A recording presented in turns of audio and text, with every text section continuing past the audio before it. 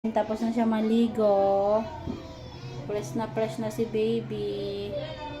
Lapit na siya umuwi. Kaya kailangan mapaliguan. Yan.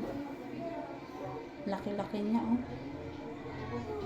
Tignan mo, tulog na. Nakaligo ka lang, tulog ka na agad. Ay, cute.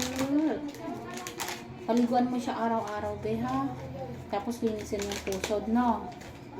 Yan. Okay na si baby. Tutulog-tulog na siya.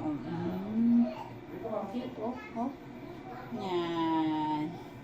Oh, baby. Katingin nga siya, oh.